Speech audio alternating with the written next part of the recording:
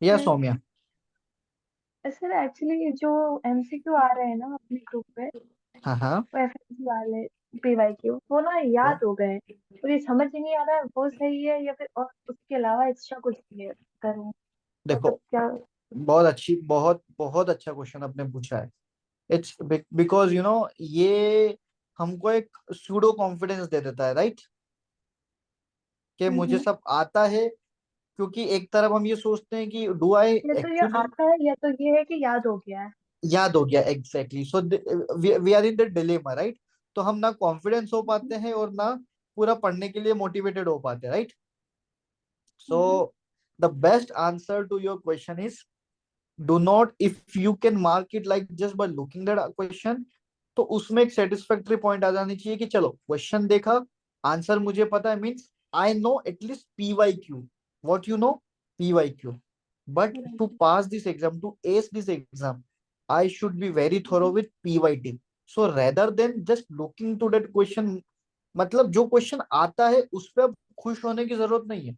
इतनी पढ़ाई कर ली, you guys been studying so much, you guys been doing so much hard work. अगर अब भी हम पीवाईक्यूज को देखते से आंसर नहीं लगाएंगे तो कब लगाएंगे?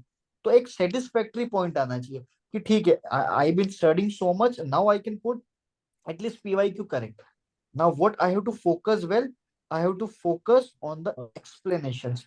What possible questions they are asking you. So, Soumya, from now onwards, if you are looking to that question and आपको लगता है कि देखते से आंसर आ गया, means now I have to focus on the explanation जो कि उसके नीचे दिया गया है. And after explanation, you have to understand that question again. कि अब फिर जब आप क्वेश्चन की थियरी देखेंगे ना, then you will actually realize why this history was given, why that particular age group was given, why this particular clinical feature was given.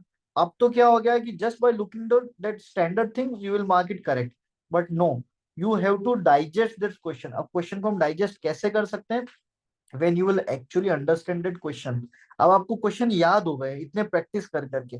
सो अब आपको थोड़ा सा रेट्रोग्रेड जाना है। Retrograde means if you are marking any PYQ correct, just put it mark correct, and then you have to run after particular explanation. And after explanation, highly recommended you guys, I highly recommended कि please एक बार थोड़ा सा वापस question को read करना।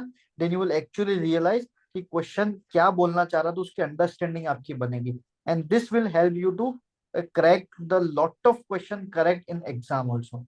सो this is what you have to do कि अब क्या करना चाहिए। अब आपको एक्सप्लेनेशंस पे ध्यान देना चाहिए, और क्या पॉसिबल क्वेश्चन उस पर्टिकुलर क्वेश्चन से आता है, दैट यू शुड रिवाइज। अब नोट्स पे हर क्वेश्चन के बाद में हम नोट्स पे, अब एक बात बताओ Saumya, if you are doing mix bag, hmm. Can you open any subject and can you go to that particular topic जो आप क्वेश्चन कर रहे हो? जा सकते हो क्या?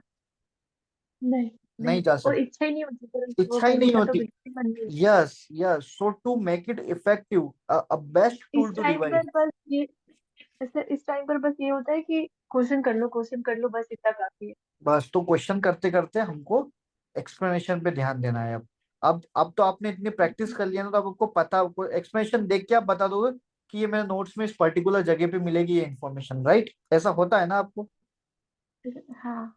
हाँ, तो बस उसको वहां से रिवाइज करना है। अब जब क्वेश्चन करते टाइम, पीवाईक्यू करते time, make a habit to revise that topic, not to just that question. Question आता है मतलब अब एक्सप्लेनेशन पे ध्यान देना है। ओके? हम्म। या any one having any other doubt, please ask me. Sir वो मेडिसिन में आपने बताया वो करने को, तो वो क्या पीवाईक्यू से करना है 15 टॉपिक, या फिर क्योंकि मिक्स बैग तो वही मिल सकता है। PYQ, only PYQ, INICET, NEET PG and FMG, PYQ तीनों का मिक्स बैग बना के। Thank you sir. या anyone having any other doubt? Sir, how many one-liners we can expect from Booster one-liner series?